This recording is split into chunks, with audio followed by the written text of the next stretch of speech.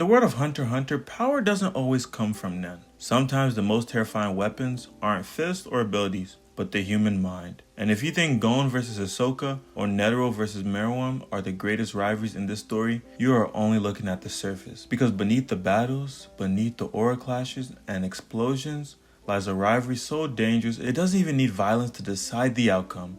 A rivalry between two men who never fought, yet understood each other better than anyone else ever could. Jean Freese the Enigma, a man of unparalleled genius, builder of worlds, master of systems, and seeker of absolute freedom. And he is the mind behind Greed Island, the explorer of the unknown, and the kind of man who walks away from responsibility because to him, curiosity is the only compass worth following. He doesn't crave followers.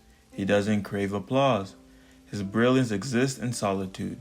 But across from him, in the same world, exists a man just as brilliant, but infinitely more terrifying. Pariston Hill, the Manipulator, a man who plays people the way others play instruments, who thrives in chaos and builds empires out of smiles and lies. Where Jing uses his genius to create, Pariston uses his to destroy and rebuild the rubble into something that serves his amusement. He doesn't fight because he doesn't have to. He wins by controlling the game, bending the rules, and making pawns dance across a board they don't even realize they're on. He is Netero's chosen vice chairman, not because of honor, but because Netero understood chaos needs a seat at the table. When Jing and Pariston finally crossed paths in the election arc, it wasn't a battle of fists, it was something more dangerous, a battle of philosophies. Freedom versus control, creation versus manipulation, two geniuses circling around each other, both smiling, both knowing that in the game, there would never be a true winner. Because the truth is, Jing versus Pariston isn't just a rivalry,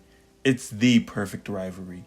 The kind of clash that proves you don't need to throw a single punch to decide the fate of an entire world. First, Jing seeks absolute freedom. He avoids attachment to systems, rules, or expectations. Even ignoring his role as a father, his genius shines even when unbound. Pariston, on the other hand, thrives in systems of control. He manipulates rules, politics, and people's emotions to create chaos that benefits him. The election arc showed how he weaponizes order to amuse himself. Jing represents freedom, Pariston represents control through chaos.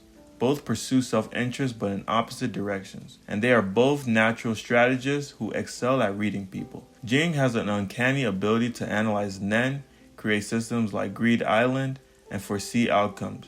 And I can't wait to see more of what his abilities are because there has been rumors of him being top 5, top 3. And if you're top 5, top 3, boy, you can do some shit that nobody else in this verse can do. But I'm excited. There's a lot of people in that top 5 that we still don't even know about really and their abilities, but we just put them there based off of hype alone. And let's talk about the Hunter Association's election after Netero's death. Pariston easily manipulated the masses, turning the election into a stage for his games. He proved untouchable in popularity and tactical maneuvering. Jing, though uninterested, understood Pariston perfectly. He even admitted Pariston was terrifying because Jing recognized in him someone just as sharp, but with no moral constraint. The arc ends with Pariston essentially handling the win to Cheeto, not out of defeat, but he enjoys the game more than the prize. And the number one question we have on our hands is, what's more dangerous?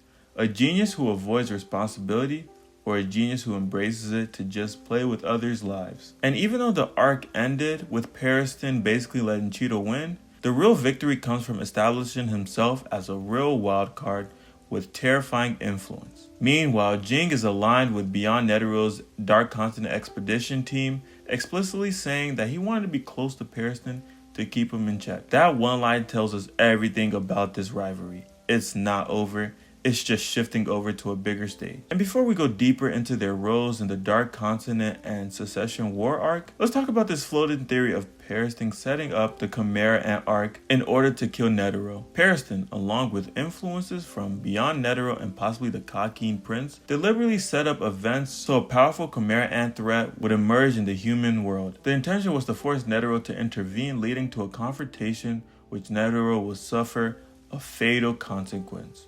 By doing this, Pariston will be removing a major obstacle to his own ambitions and influence within the Hunter Association and the Dark Continent politics. And this is why it makes sense. He manipulated which hunters were sent or withheld support during the Chimera Ant mission to hamstring Netero's success.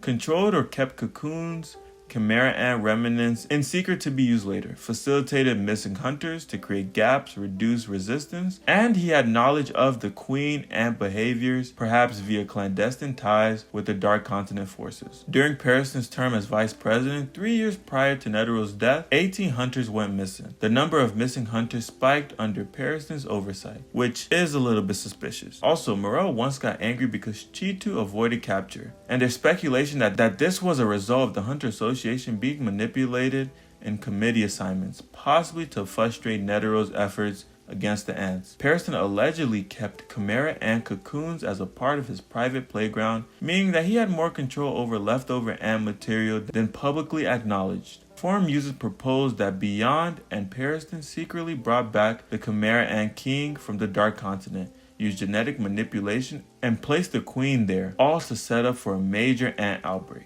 Now let's get into what this means for the Secession War. It shows power struggles, paranoia, and manipulation mirroring human nature's ugliest truths. It's a microcosm of humanity's cycle of ambition. Pearson fits perfectly here. He thrives in situations of distrust, shifting alliances, and bloody games. He treats the Secession War as entertainment and opportunity, while Jing's role would be to contrast him, not as savior, but as an observer who intervenes when only absolutely necessary. Jing isn't a moral compass. He's curious about how people behave under pressure. If the Secession War is about future kings of humanity, Jing versus Pearson is about the future direction of humanity itself. And the Dark Continent equals humanity's next stage. Pearson will see it as a chance to reshape systems. Imagine him building a new Hunter Association in his image rooted in manipulation. Jing will see it as a chance to break systems, explore freely, and chase truths. Their conflict becomes philosophical war that underpins everything Togashi is setting up. When humanity pushes into the unknown, will it be guided by freedom and curiosity, or manipulation and control?